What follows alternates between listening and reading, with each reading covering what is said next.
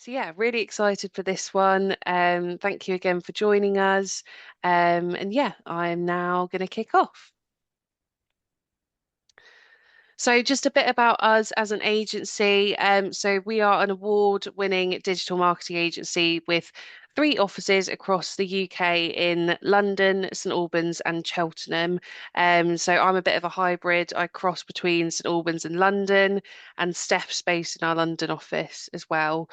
So we're a full service digital marketing agency and have a lot of different international and national clients as well. And these are our four key services. So we are HubSpot Platinum partners, obviously digital marketing. We do website design and development as well, and employer branding too. So yeah, if you need support with anything to do with those, please do not hesitate to give us a call. So now I'm going to hand over to the lovely Steph. Thank you, Shah. Great introduction there. So, yeah, hello everyone. Thank you for being here today. Really appreciate your time, and hopefully this will be super helpful for you. So, obviously, I'm Steph, as Shah has introed, digital marketing account manager here at Wagada. So, really, it's very much my job to work with businesses, across multiple sectors to understand their marketing goals and objectives, then working with the lovely team at Wagada, all the digital experts out there, across varying tactics to kind of define that strategy. So I definitely understand, the importance of keeping up with the changes in the search space, which is infinitely happening all the time, and the ways in which our customers are finding us. So digging into what we'll be touching on today.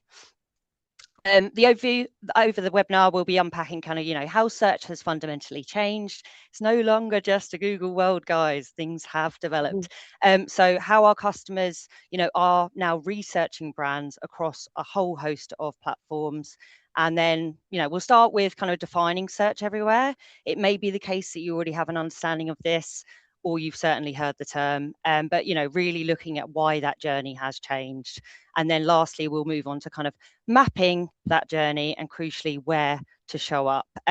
We have put together a free worksheet resource that you guys can take away at the end to put some of this into practice. We'll touch through some of the practical elements towards the back end of the webinar, but you can take that away and actually, carry out that exercise for yourself with your own brands and customers, which is hopefully helpful. Perfect. So getting started, what does search everywhere mean? So the foundation to what we actually mean when we say search everywhere. So the core idea is customers no longer just start and end on Google. So any single buying journey has the potential to hop across, a multitude of connected platforms. You've got search, AI tools, social, YouTube, Reddit, the list, goes on.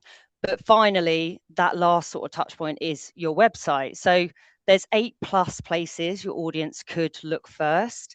And, how things have developed now, it isn't typically your website. So I think that's why it's most important that we're kind of observing this and thinking about how we can reach our customers in all those areas. Perfect. So that might seem a little bit scary. I know certainly as things have developed, we even think, oh gosh, what does these changes mean? What impact will that have? But I actually like to see it as a bit of an opportunity. It gives us a chance to kind of reach people in different ways. And that means there's a whole host of ways in which we can reach people and actually touch points with these customers. So every platform has a different role. Google, as we know, very intent-led content. AI tools gives us the direct answers that we're looking for.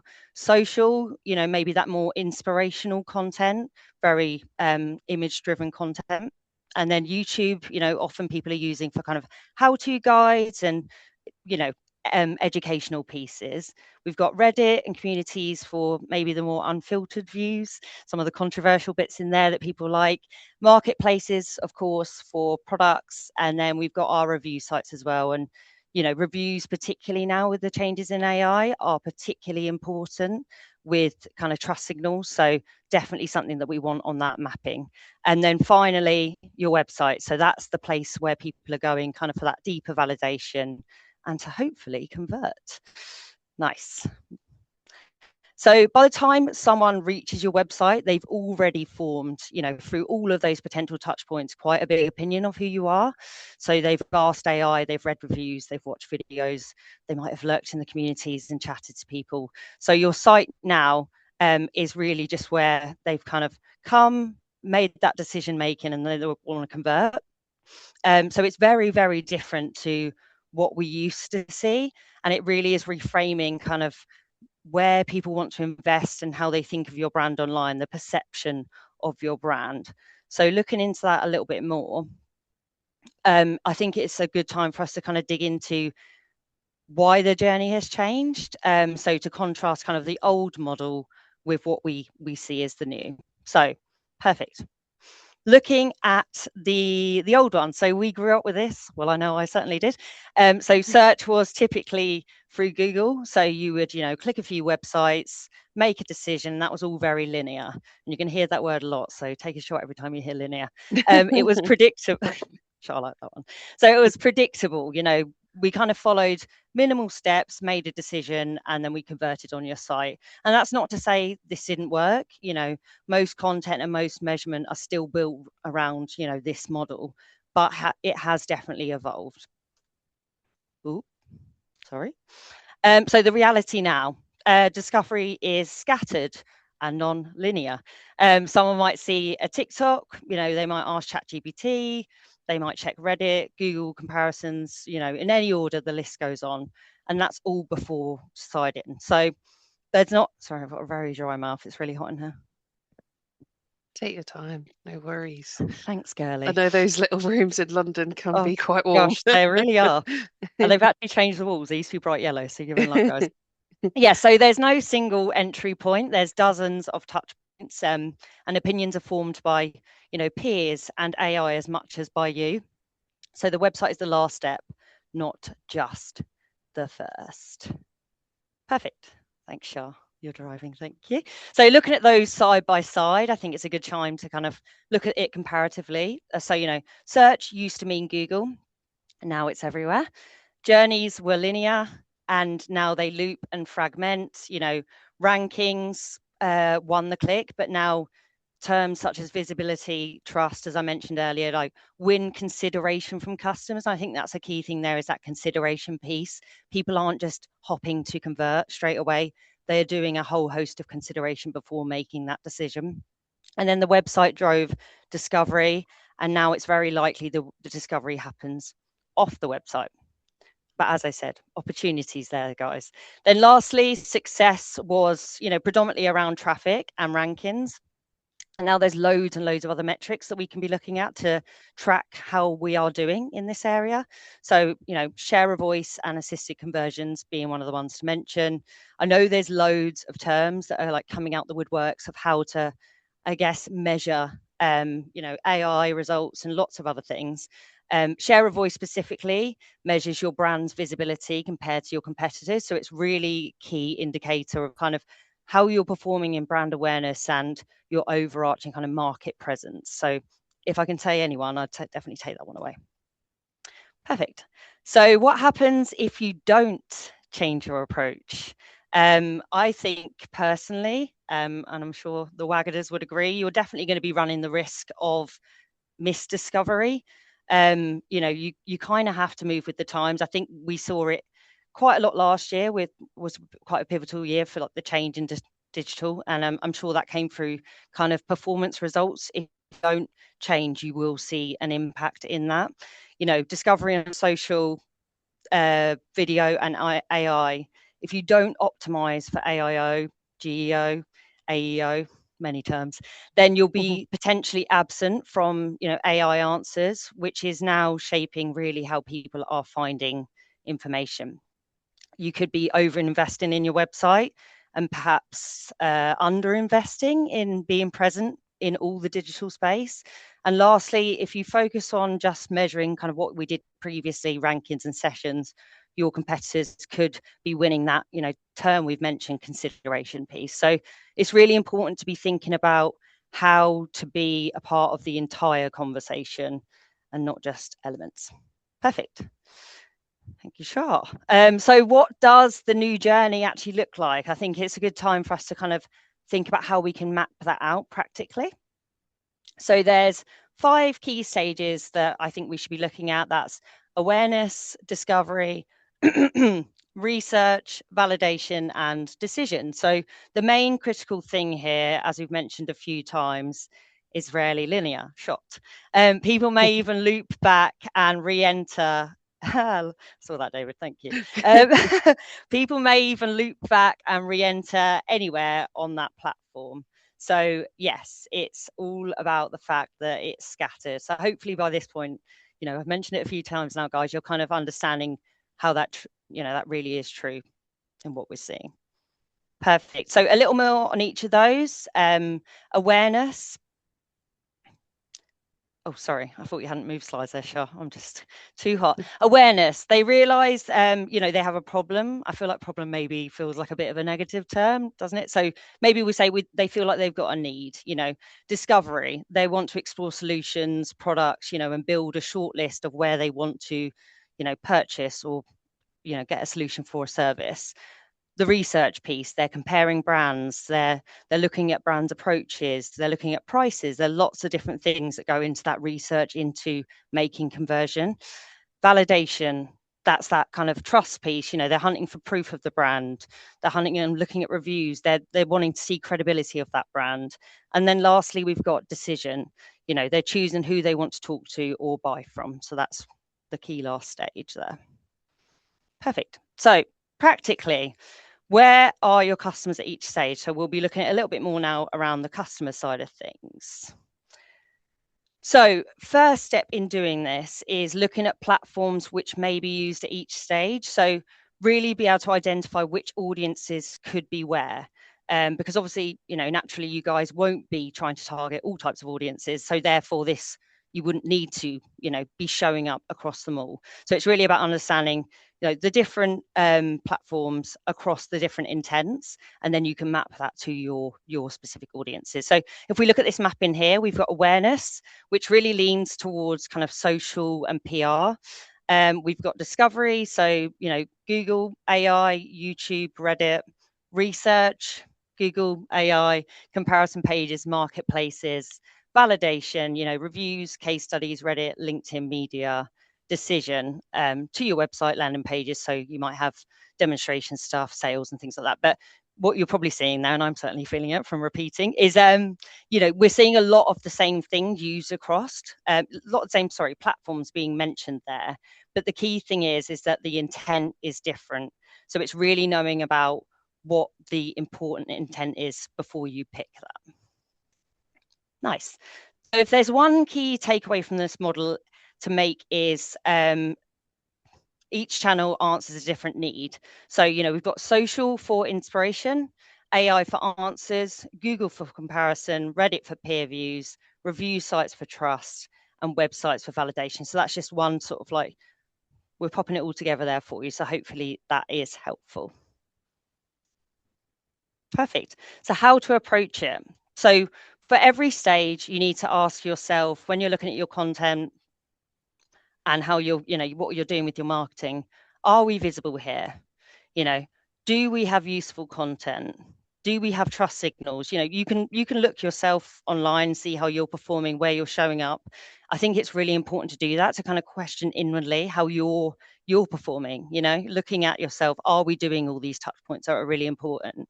We've actually included in the worksheet takeaway, we've got a content gap finder in there. So you guys will be able to kind of do this exercise yourself, looking at your brand, your audience, and be able to really come out with some good information there.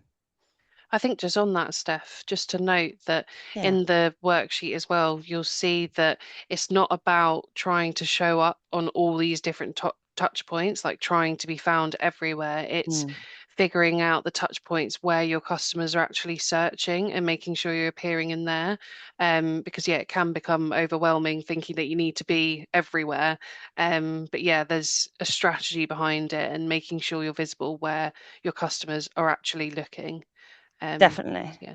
Yeah, no, thanks for that. I think that's really interesting, isn't it? Because it's coined as search everywhere, which, as Shah mentioned, could easily become quite scary. But I think it's your take on search everywhere. I think it's see it as that, what's my brand's, my company's search everywhere.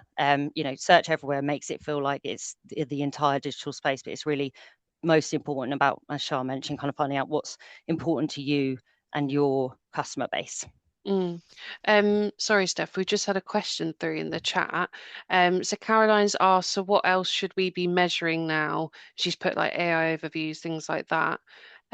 So I suppose there's various different things that we measure here for our clients. So thinking about like the share of voice you have in your market or your industry, Mm-hmm. looking at yeah, like how present you are for different key terms or like queries or prompts that are put into these AI engines, things like that.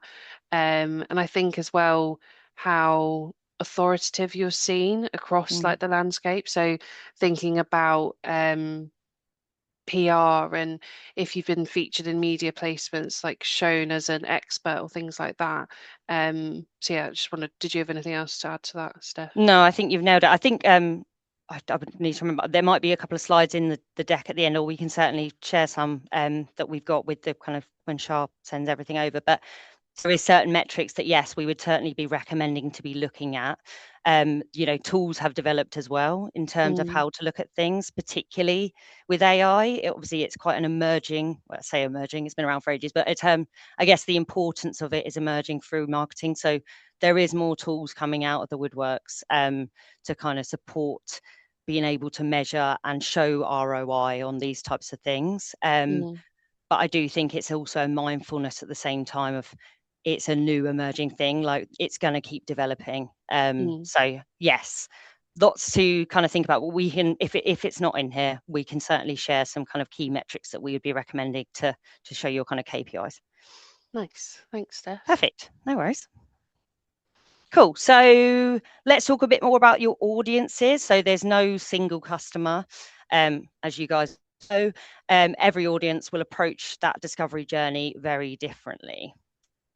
So we've broken this down into 4 audience types. It always feels funny, doesn't it, when you kind of group in these areas? And this isn't to say that this won't evolve, but this gives a good guidance on the types of, I guess, demographics that we are typically seeing or we're seeing, a lot of. So we can kind of group them a little bit more. So we've got our lovely Gen Zs. So it may not come as a surprise, but these guys are video first, I would say. You might hear the word TikTok being chucked around quite a lot. I like TikTok though, and I'm a millennial, so who knows? But they're also very interested in kind of what their peers are up to. Leaning on kind of content creators and peers to kind of inform their decisions. So I guess they're quite influenced in ways, if you like. They might use platforms such as TikTok, YouTube, Reddit, and there's even notes to suggest that maybe they're a little more skeptical of ads, but more data can kind of validate that. But yes, I think that's kind of a good roundup on Gen Z. Millennials, like myself, we're very research heavy, so sticking to our core roots platform wise, Google, YouTube. We'll never not use YouTube, and really into kind of reviews, I guess, review driven. Maybe that could be deemed as more risk averse. I think we're really looking for that kind of credibility, validation that this is a good product. I want to, I think of my dad specifically. That man loves to look up reviews before making a purchase. Business leaders, so trust in kind of thought leadership. I guess it's more the higher end kind of expert led content that will really validate what this product or service can do, and using maybe a bit more of the professional platforms there like LinkedIn, AI, industry media to really kind of help form their opinion. And then we've got technical buyers, so they really want that kind of in-depth proof information, the more contextual stuff, and that could be through the likes of docs, Reddit, and comparison sites. So hopefully that's a good roundup of the potential audiences and the behaviors. Nice. So looking at that, the 2 broad patterns, we've kind of got our B2Cs and our B2Bs. So we've labeled, B2Cs as consumer and younger.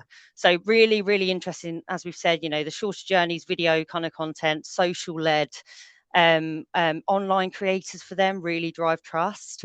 And these guys are very much mobile first. I mean, I feel like most are mobile first these days, but these guys in particular, you know, we all know when we're mooching around, want to buy something, you just hop on your phone and kind of make that purchase there.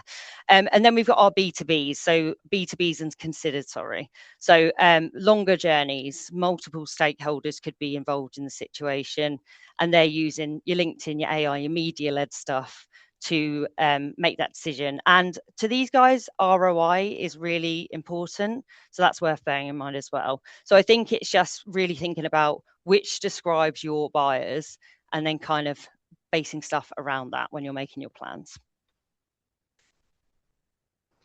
Thanks. So brand sentiment and trust signals, you know, brand sentiment, another one of those kind of key terms we're hearing a lot of. So trust, whilst it's always been of importance, certainly has gone up the scale a little bit.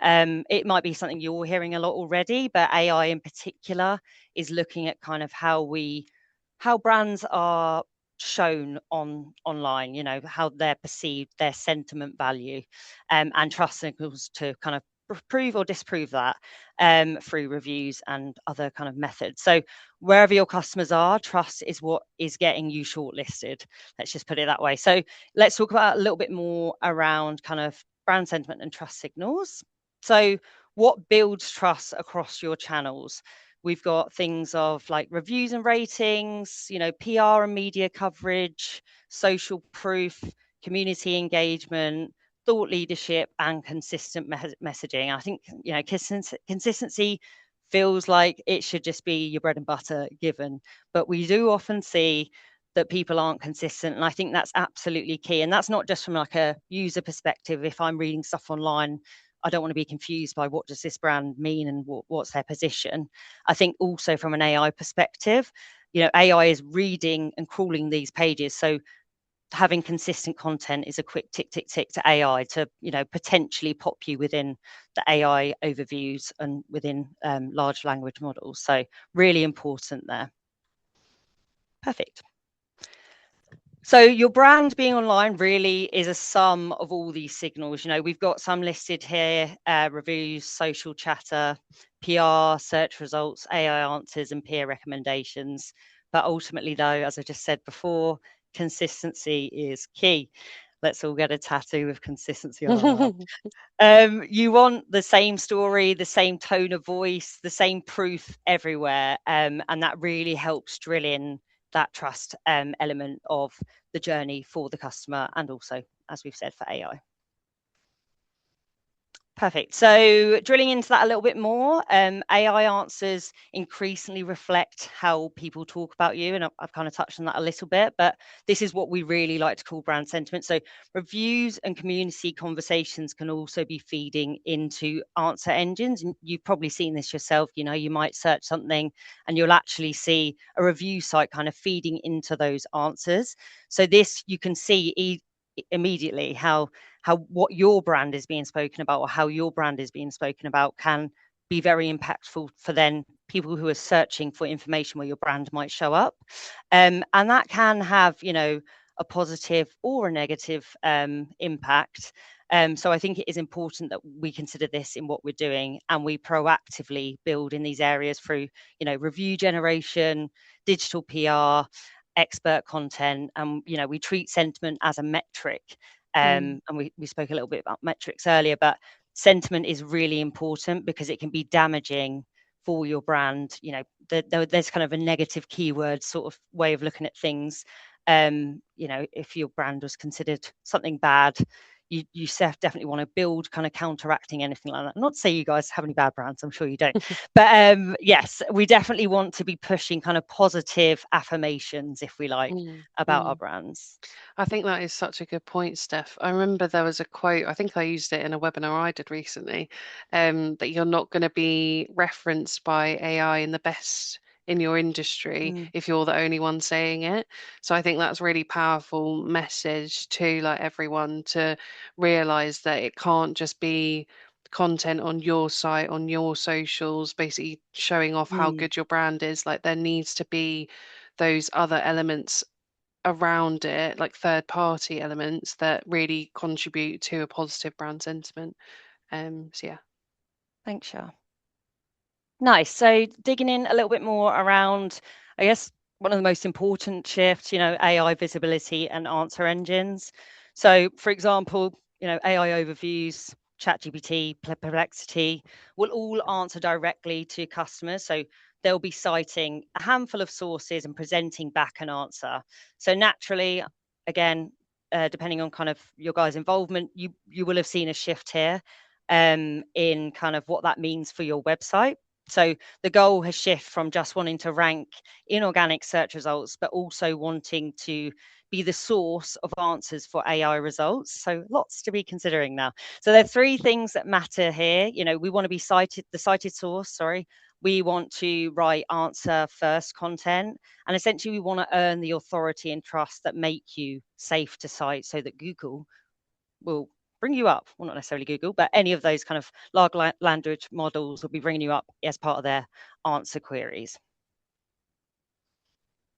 So, sorry, I thought you were saying something there, Shah. So the 5 ways in which we want to approach this is, or we're kind of suggesting as an approach, is query fan out, another term that's becoming quite popular. So we're not just wanting to answer one search query. I think a way better approach these days is, we want to cover a whole cluster of sub questions that kind of feed into that topic, and that helps strengthen what you're doing.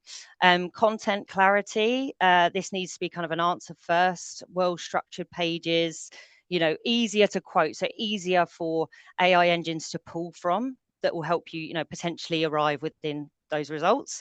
Crawlability, so we really want to make it easy for AI crawlers to read your content, and that's through, clean content, ensuring you have some kind of the technical bits in place that you can easily tick off. So schema, for instance, there's a whole host of other bits that are kind of AI technical stuff that we can put in place that help the language models read your content.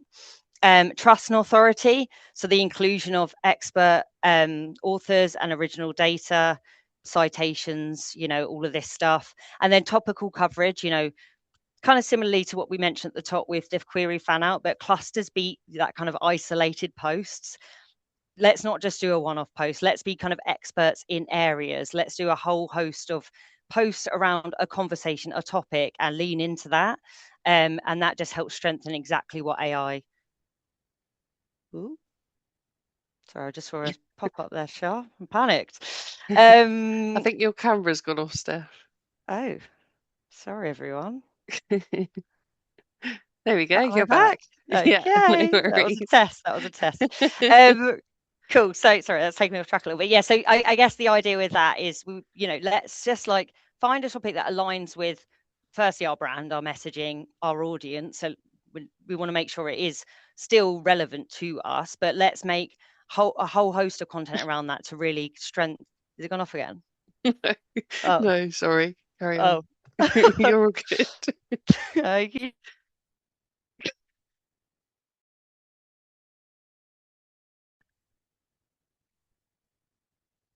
Oh, sorry. I think we're having a couple of technical issues.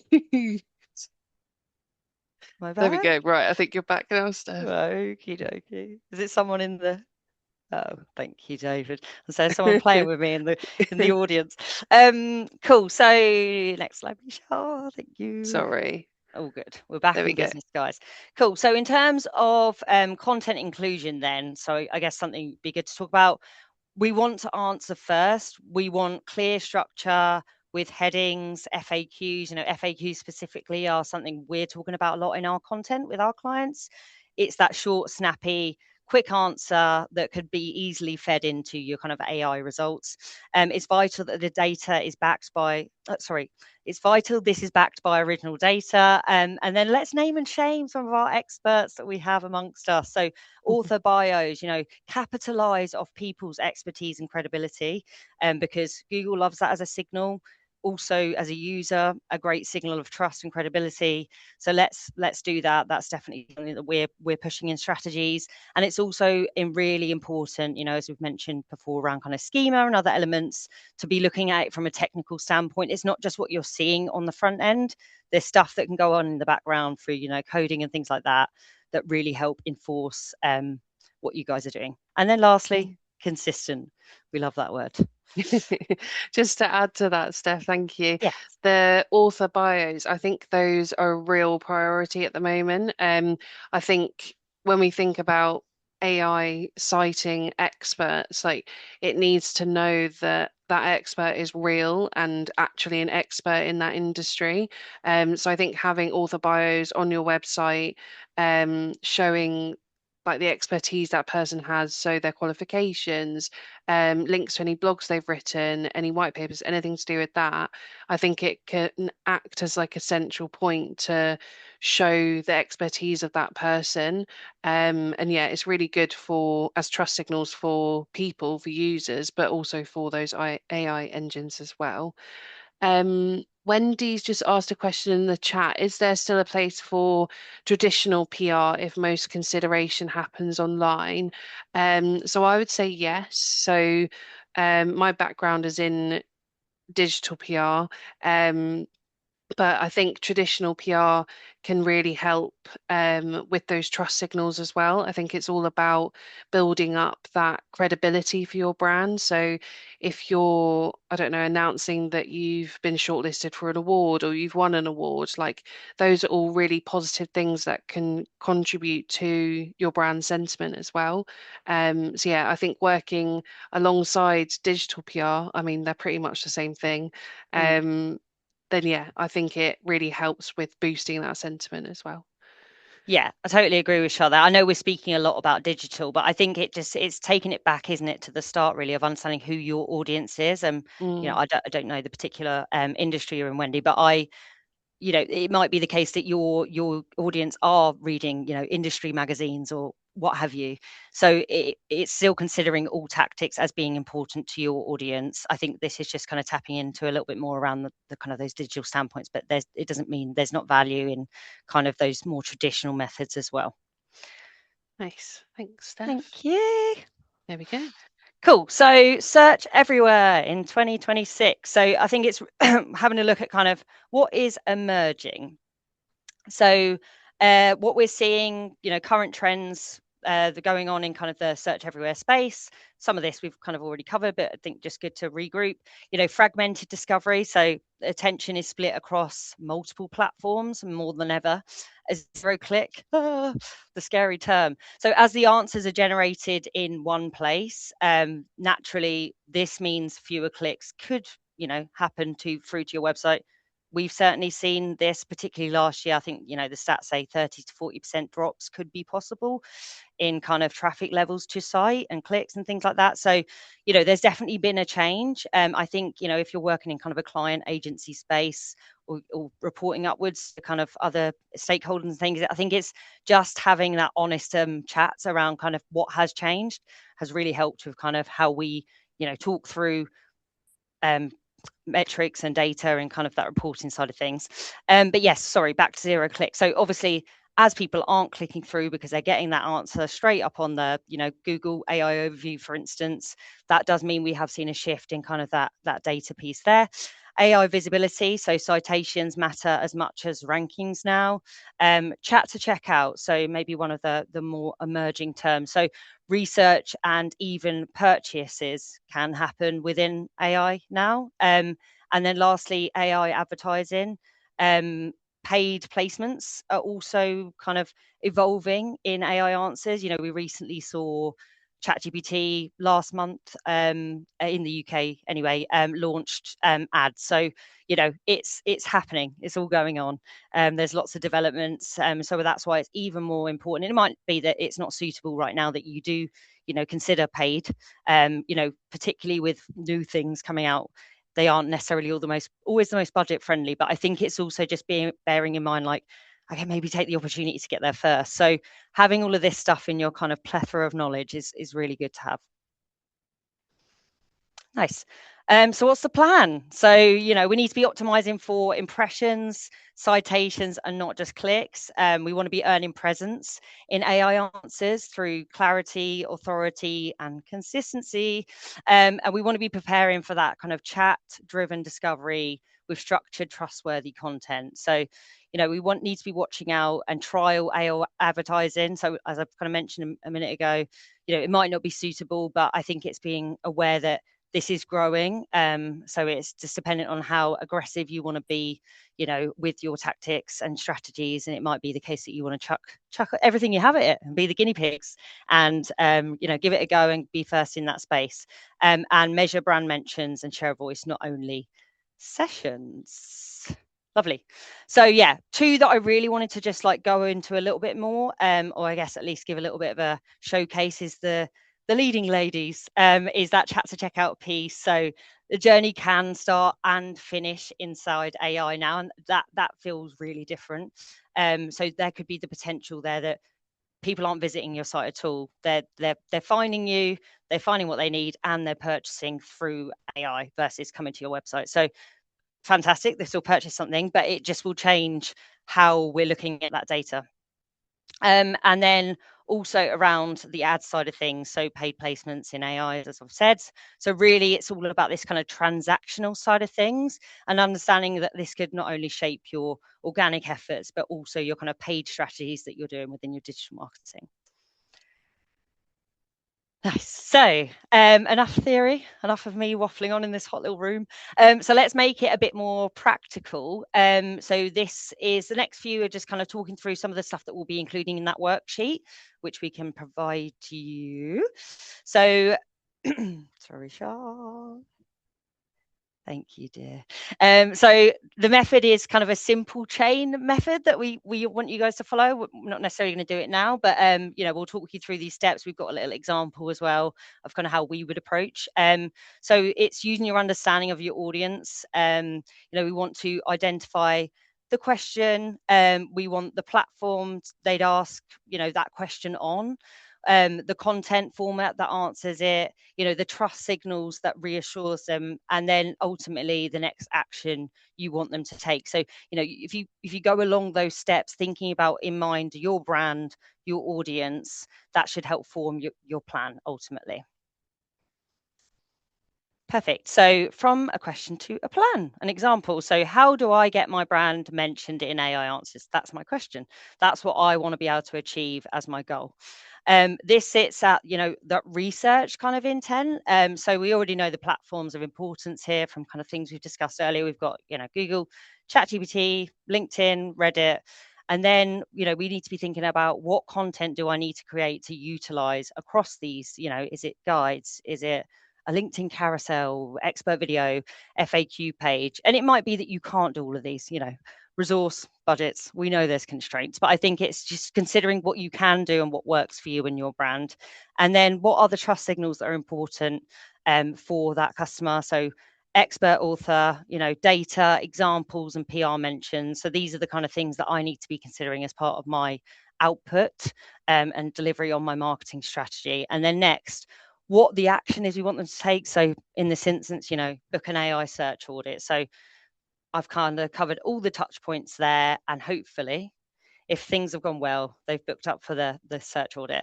So you can see how having one question and breaking it up into those stages can easily help you kind of form a plan that makes sense to you and your brand. Perfect. Practical actions. So let's turn that map into actions. So we've got 7 moves, that we think helps build search everywhere visibility. So we've got the AEO, AIO, GEO. I say all of them because I hear all of them across the world.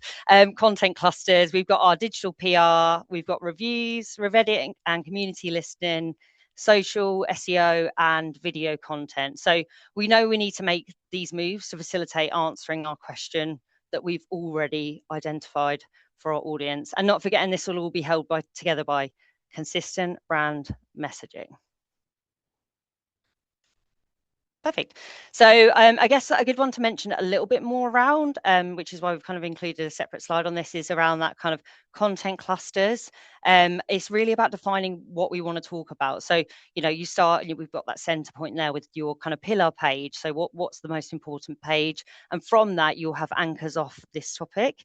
So, that could be surrounding supporting pieces of FAQ content, a comparison page, a how-to video, expert article, and the list goes on. But the main thing is that they are all linked and cover the topic and not one keyword. So that just gives AI lots of opportunity to recognize you as the source for that information. And that helps give that credibility piece that we've kind of spoke about throughout.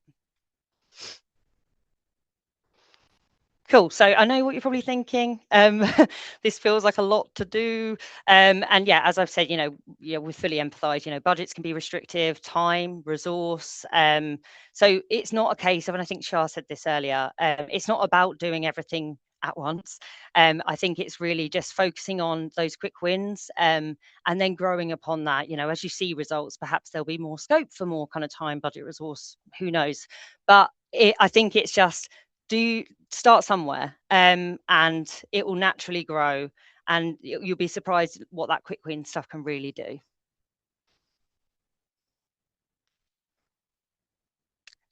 Cool. Number 10, measurement. So how do we know it's working? Lots of stuff in here. I know this came up earlier, so I'm glad this was included. I couldn't remember.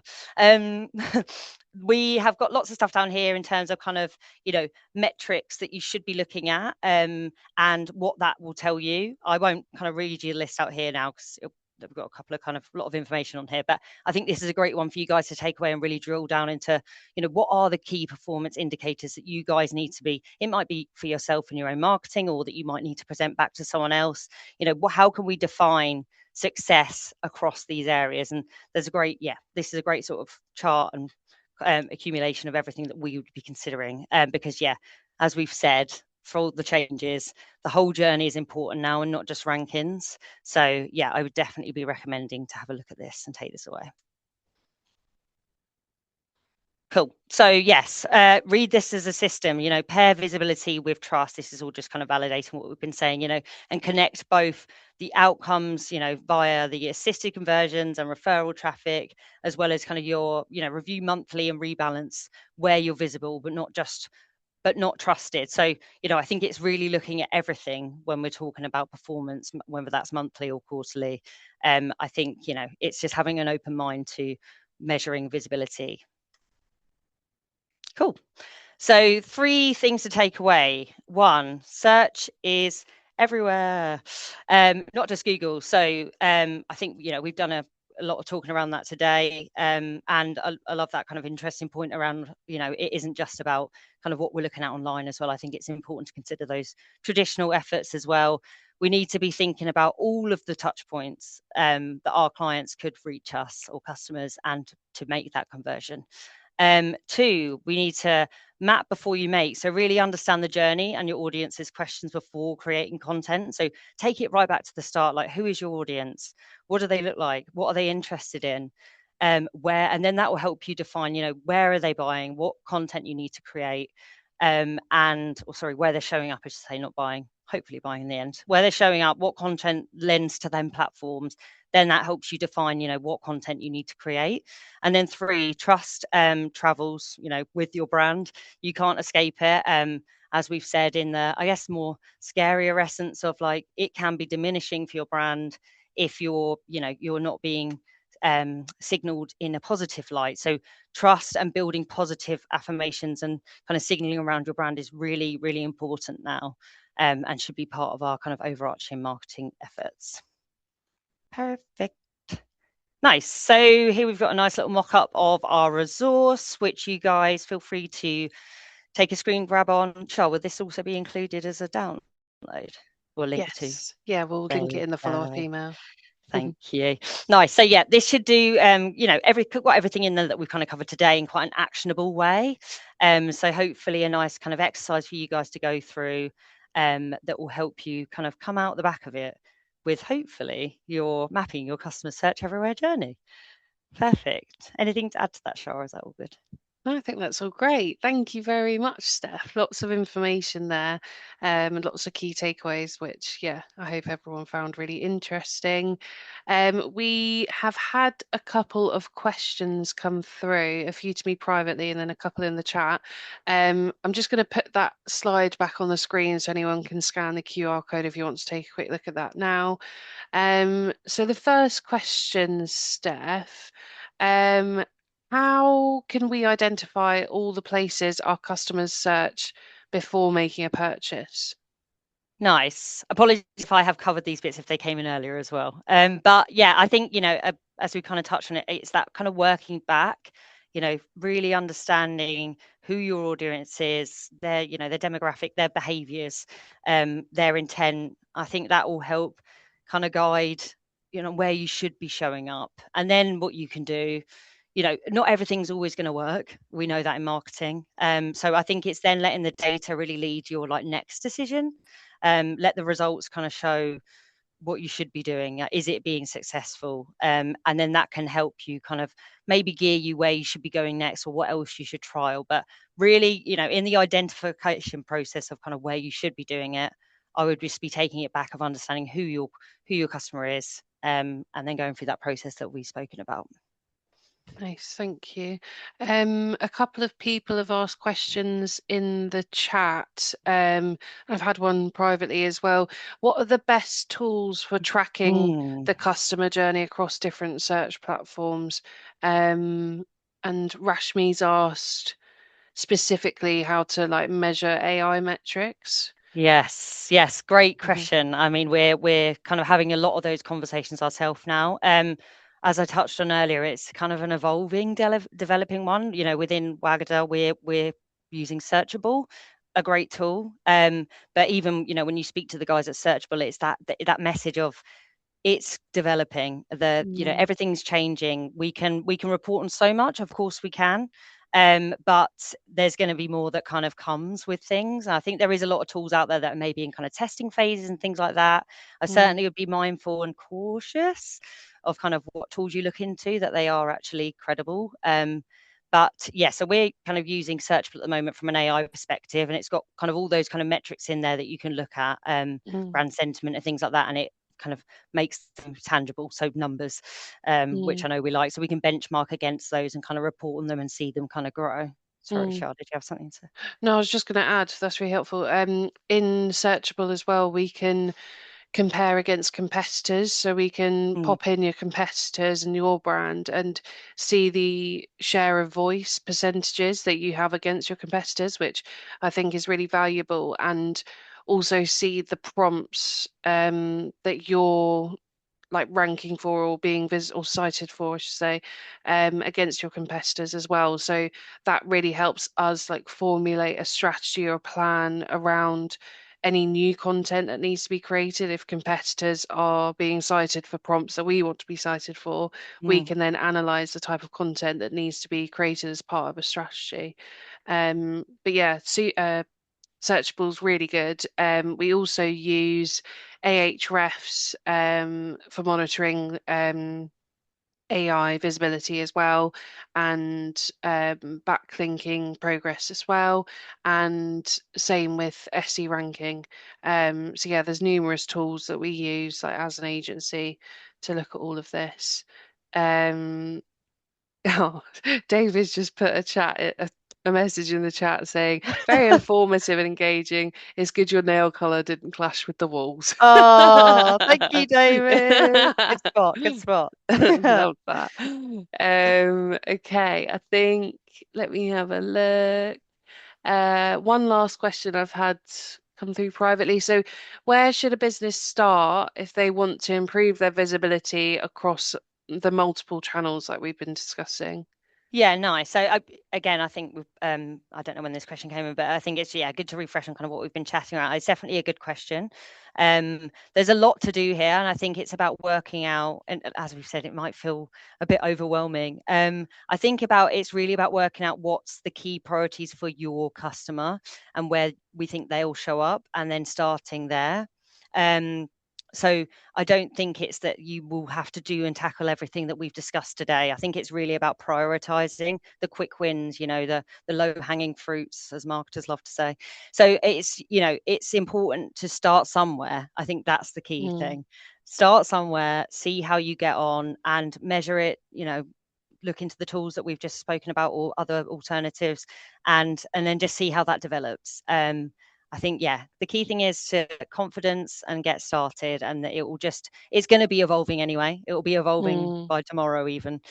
So I think it's just keeping some level of pace with these changes, isn't it, Shah? Yeah, definitely.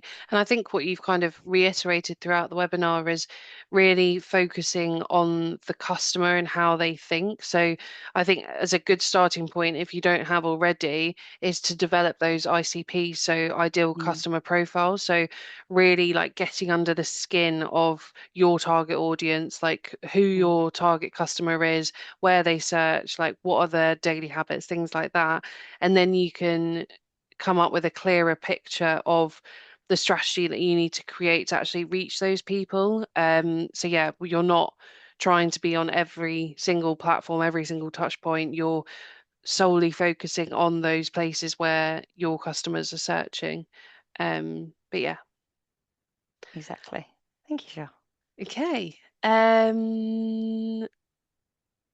Don't think there are any other questions?